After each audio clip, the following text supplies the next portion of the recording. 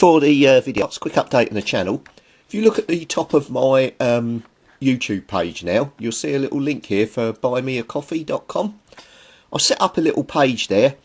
If anyone feels, you know, they're liking the videos and want to shout me a cup of tea, you can donate the cup of tea there. I'll drink it on video, give you a good shout out and a thank you for it. It all helps just for keeping the channel going as we're growing it, and hopefully you'd like to be participating in it with me. So thanks a lot.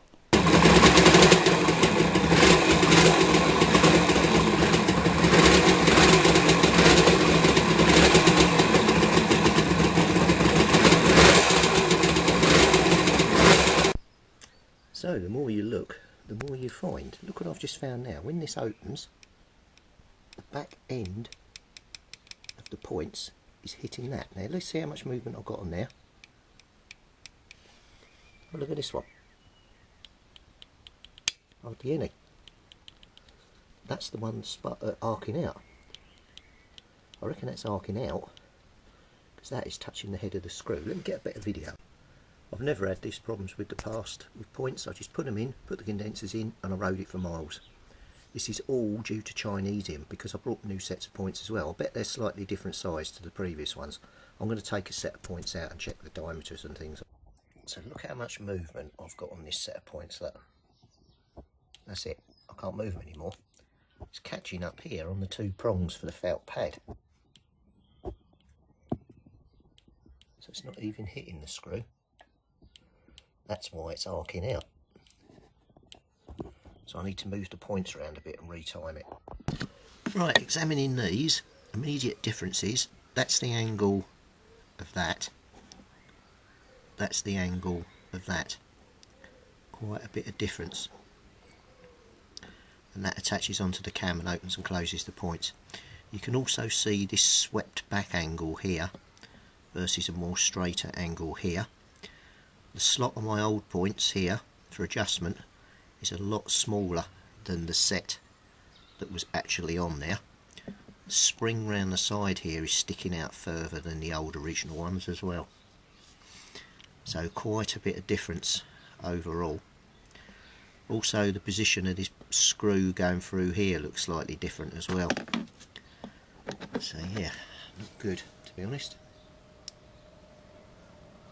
Quite tempted to put my old blooming set back on, to be honest. Yeah, that's not good, is it? Right, let me have a look at what I can do here. But yeah, pure Chinesium. Right, I've been right through, and I seem to have a good bit of movement on all of them now. And they're not catching on anything. So I'm still waiting for this condenser to come, but as soon as this condenser comes and I'll replace it, we can fire it up and hopefully we've done it.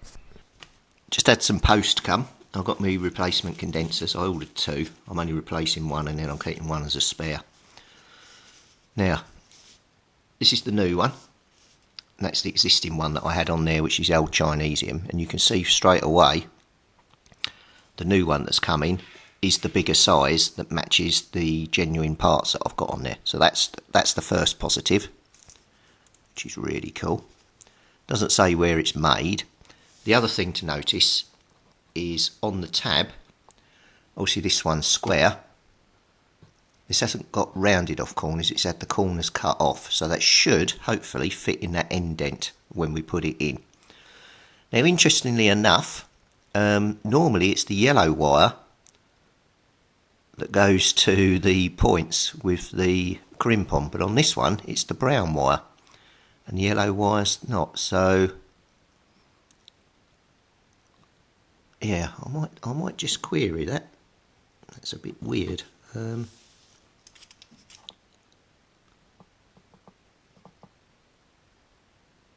know whether it matters or not, but oh, they're all touched together anyway.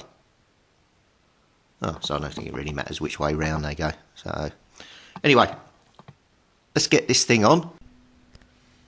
So in order to get the condenser on, I've had to grind a rounded off end to make it fit in the groove. Even on the resupplied one, even though it had the ends ground off, it still didn't fit. Picture on the screen now shows you what real close up of how ground I've had to do it, but it's in and it fits and I can get the cover on. So the thing I've got to do now is sort the wiring out. Now I'm going to fit the yellow wire to the points here and then cut off the terminal here, wrap that round and put that up onto the spade here. Now what I've managed to find in my box of bits is a little right angle connector here. I can't find these anywhere on the internet. If anyone knows where you can get them or what they're actually called, as far as I'm called, they're right angled crimped fault connector, but nothing comes up. I can't find anything that looks like that. So yeah, so what I'm going to do is I'm going to fit this with a spade terminal onto here, sort of, get your finger there, right angled like so, then push a spade terminal on and take it off. And that'll be easier if I need to change this on the road. I can just pull the wire off and it's done. So let me get crimping. I'll have to disconnect all of this to push this through, unless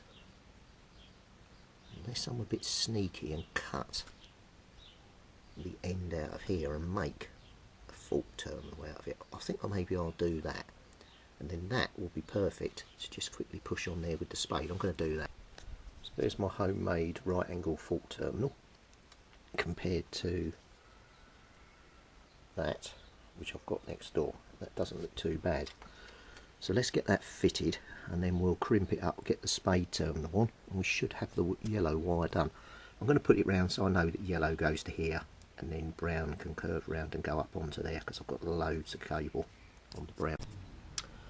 Right, we're all done and fitted. The only thing left to do is this one screw here that's stripped. So I'll gently re-tap that and get that done, but I'm going to fire it up now and we'll see whether it actually runs. Right, let's fire this mother up.